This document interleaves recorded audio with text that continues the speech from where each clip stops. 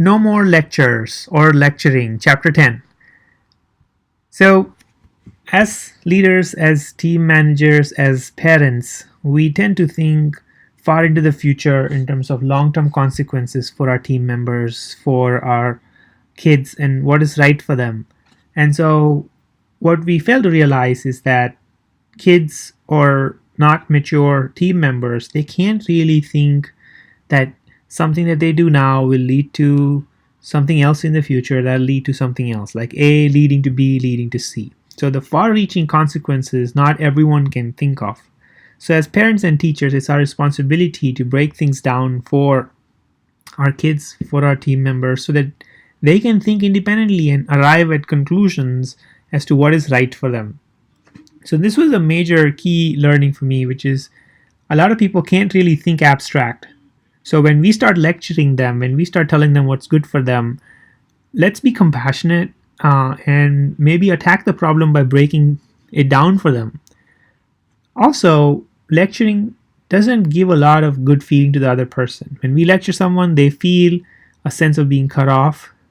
They feel that they are unheard. They feel disrespected. There's some aspect of shaming. They even sometimes tune out because all they hear from us is not the real content, but like the negative sentiment on the fear of the future, the threats that come out, and a whole host of things. So they don't really listen to our content when they're tuned off. They feel that we're lecturing. The environment can become hostile, they become defensive and angry. So as leaders and parents, we need to be very self-aware, not just of ourselves and how we provide some of these meaningful messages, but we need to be self-aware to understand how to do it. And it's not with lecturing.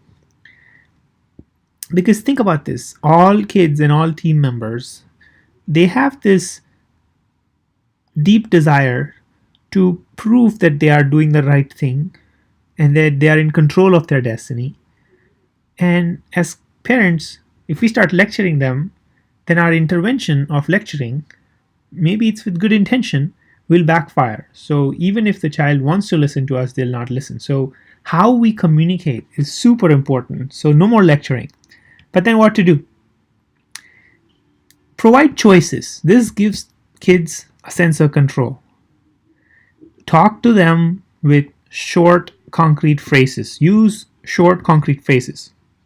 Listen with 100% of your attention to everything that they're saying. Adapt your responses based on what they're telling you. If we provide choices, now they have a sense of control, and we would have started asking questions through leading questions so that they can break things down. So there are two different ways to learn. Through real life experiences where you have failures and setbacks, very effective way of learning. But the second one is by breaking things down into smaller steps, ideally by asking questions, not breaking it down for them, but ask leading questions. Ask how certain things can be done. What is it that certain things need to be done and by what timeline? What are the choices we have if this happens versus that happens? And make them think, make them arrive at those conclusions. And by giving them those choices, they feel a sense of control, they feel a sense of ownership in that decision.